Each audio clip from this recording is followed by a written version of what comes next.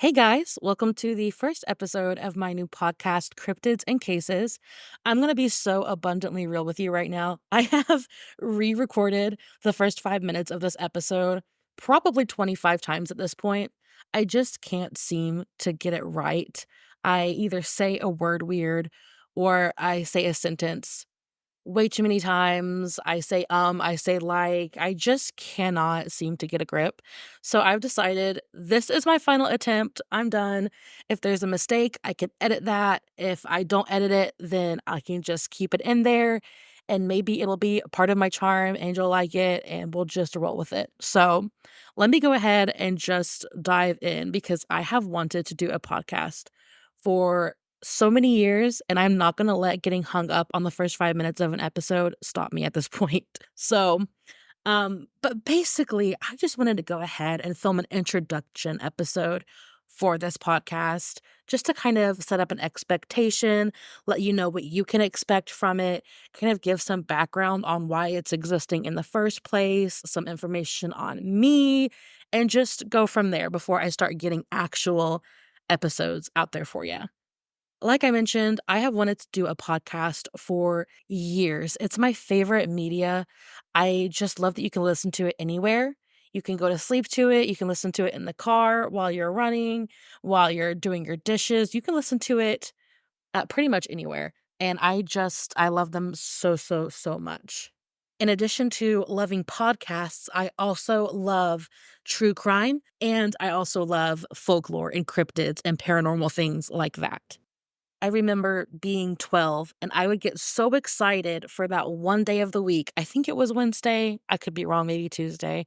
But it was that one night of the week that I got to stay up an hour later so I could watch Ghost Hunters. And that was just the coolest thing to me. And that really kickstarted my love for the paranormal and for cryptids and mystery and unknown. From there, I would look at library books that were about ghost stories and just try to get any kind of media I could on cryptids and paranormal things. I loved them so much and I still do.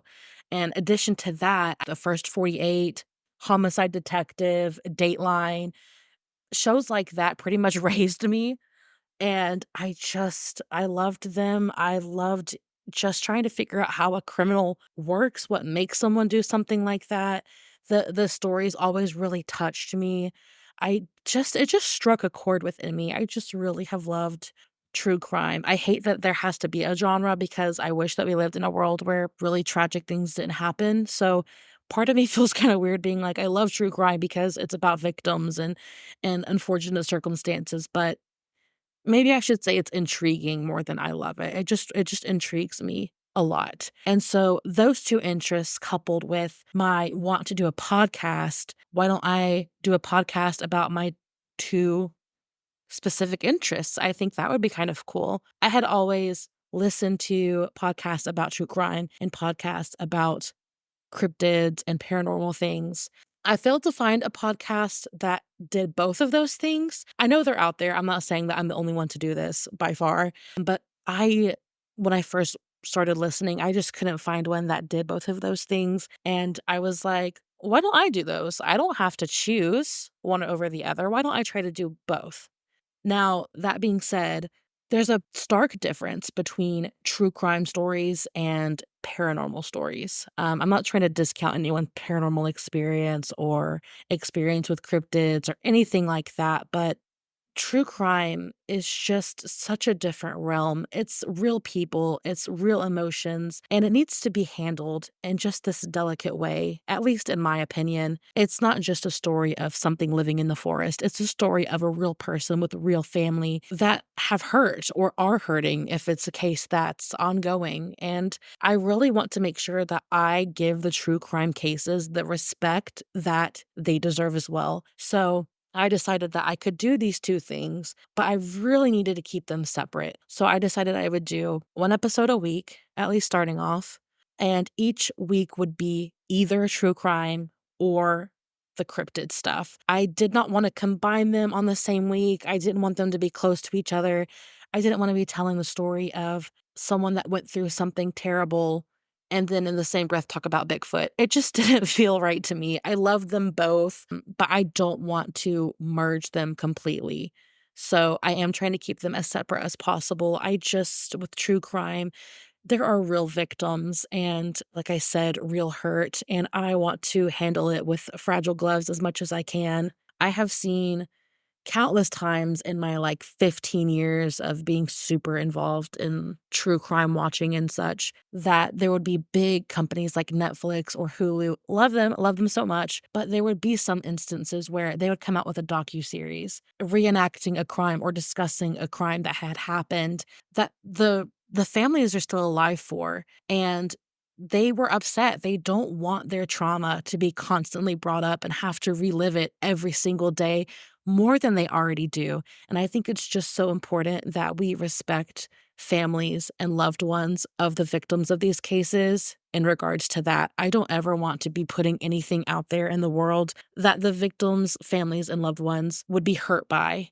I don't want to do that. So what I talk about will be either a situation that happened 100 years ago, 150 years ago, where no one's really alive anymore to kind of feel the implications of the crime, or it will be a case where the family has actively said that they don't mind it being spoken about.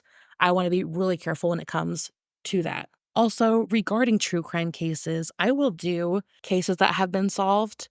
There are just so many that I love that have been solved and have seen the criminals come to justice and the families get what they deserve. With that being said, I also really want to focus on the cold cases. Cold cases for me have just always hit me in a different spot. I've just really taken them to heart a lot. I don't want them to go stale and to be thrown in a desk and forgot about because there's no active leads or people aren't talking about it. I want these cases to be continuously talked about and refreshed in the memory and be out there if that's the family's wishes. Be out there and be talked about because these victims deserve closure. The families deserve closure. And those cold cases, I just think it's so important that we speak about those if permitted to do so. It's just so important to me. I don't want them to just remain cold and the victims to just be completely forgotten about. Now, in the case of remaining sensitive to other people, there's also a little bit of that needs to be considered in the cryptids and folklore area too, I'm aware of. A lot of these cryptids, I will say, come from a folklore, come from a culture's beliefs or practices. And I never want to write that off as being fake or being this or that. I want to make sure that I'm respectful of other people's beliefs as well. I just wanted to get those things out of the way because I know that there's a lot of podcasts out there and YouTube channels and whatnot that just kind of sensationalize things without really thinking of how it could hurt someone else. And I never want to be entertaining, but hurtful. I never want to give you entertainment at the price of making someone else feel disrespected or upset. So, those disclaimers said, I am so excited to merge those things onto this podcast in the most entertaining but respectful way that I can. I also, before ending this episode, want to express how thankful and grateful that I am for the support that I have gotten so far. It has genuinely blown my mind. I expected to do this podcast for me, my dog, and maybe my mom if she decides to listen on occasion. I didn't think that really anybody would be super interested, and that's fine. I mean, who doesn't have a podcast these days? It's so saturated. Who am I? I totally get it. But every post that I put on my personal Facebook about the podcast is met with so much support and likes and comments and messages. And I won't get choked up because that's lame. Just kidding, it's not. But that just means so, so much to me just to see the support, see people saying that they're excited to listen and that they're so proud. And it just, I just cannot explain it enough. How many times must I say this before I feel satisfied? I'm so thankful and so grateful. Even if I do only record my podcast for me, my dog, and my mother, that's still something off my bucket list and something that I've wanted to do for so long and something that I love. And I'm content with that too.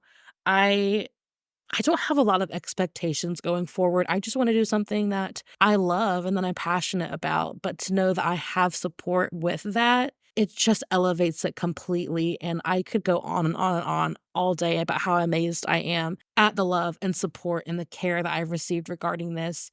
Now, with that, there's a lot of pressure and a little bit of anxiety that comes with it to know that there will be people that are listening. "Hey, how are you doing?"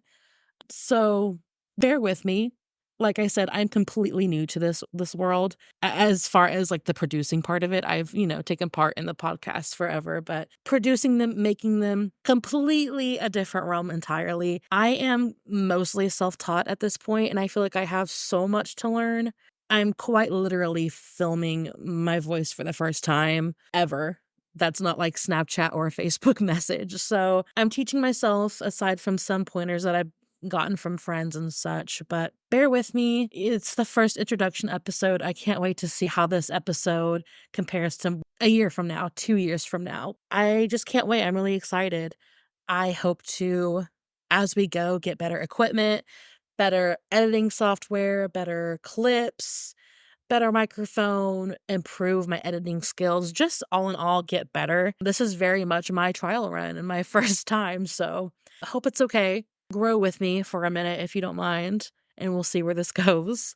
But yes, I am so thankful. If you guys would like, you can go ahead to my Facebook page, Cryptids and Cases, and give that a like and a follow. That will be the best way that you can see episode progress, updates, when I'll be posting, and anytime that I post an episode, I will post it on that Facebook page with links to where you can listen to it to make it a lot more easier for you guys. I also got a website that I have pretty much set up. It just needs to have the podcast on it now that I'm filming. So that'll be all set up. And in regards to that Facebook page, feel free to give me a message if you have an experience with your own cryptid or paranormal experience, or if you have a true crime case that you want covered or you would like to hear more about. Send me your stories. If you do send me like a personal story or experience that you've had, let me know if I can include your name or not. I will keep you anonymous and private if you would like. But that Facebook page will be the best way to get in contact with me regarding this podcast. I think that is all that I have for you guys. I want to say another 500th thank you for listening. If you got to the end of this podcast, you're a saint. Thank you for getting through my first episode. This one was just unscripted. I wanted it to be a little bit off the cuff. So I hope you liked it, and I will see you in the next one. Bye, guys.